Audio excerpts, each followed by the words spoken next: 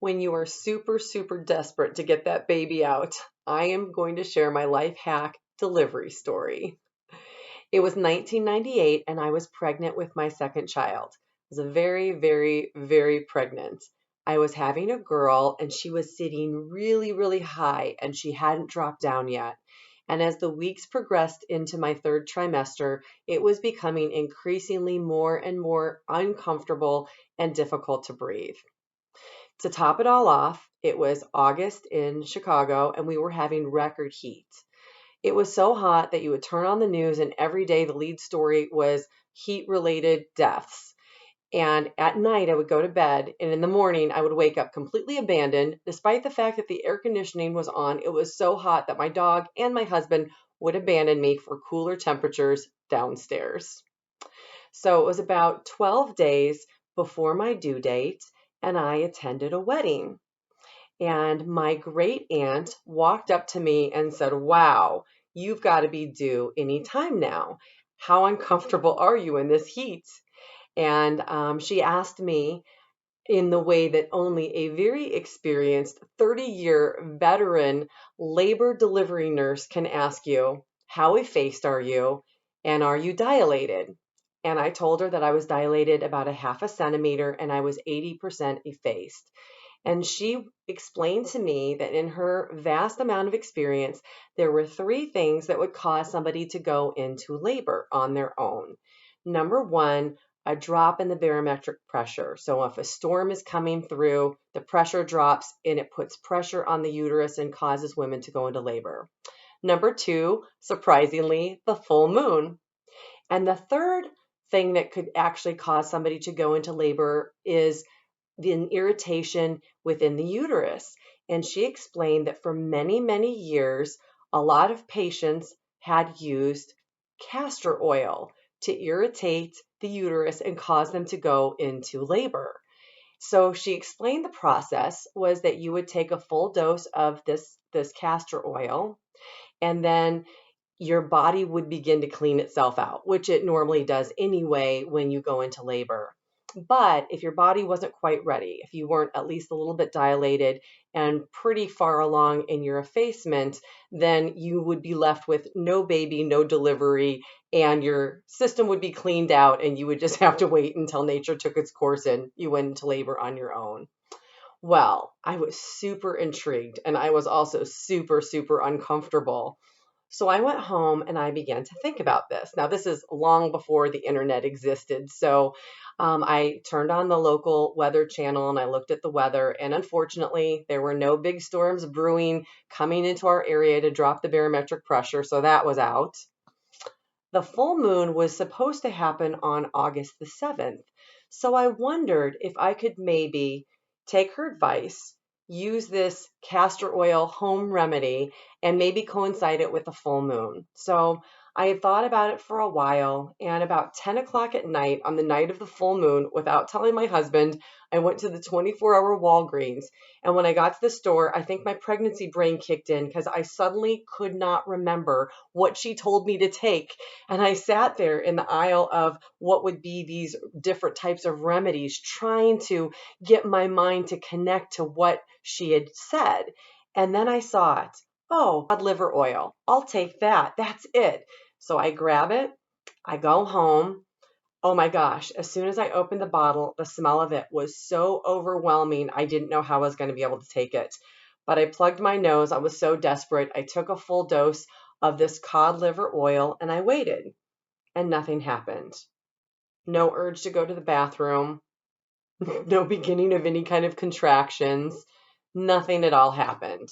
And I kept thinking I was probably a little bit crazy to do this almost in the middle of the night without telling my husband, but desperate times call for desperate measures.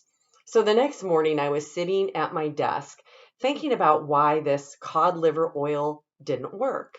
And I happened to glance up on the shelf. And on the shelf, I had this series of VHS tapes of the Little Rascals. And when I looked at it, I remembered, oh my gosh, it's not cod liver oil, it's castor oil.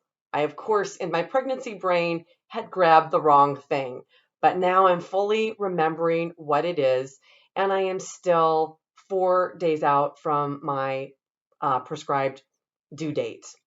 So I head back to the Walgreens and I decide I'm going to do it. I am going to do it. The full moon didn't work. There are no storms coming. And the reason that I was so desperate to go into labor on my own is that in my first pregnancy, I had to be induced. So if you're not familiar with this concept, what happens, and I think it's the same even now, 20 plus years later, is that they break your water and they give you a drug called Pitocin. And what Pitocin does is it accelerates very rapidly the stages of labor, and all of a sudden, boom, you have these ridiculously horrible, hard contractions.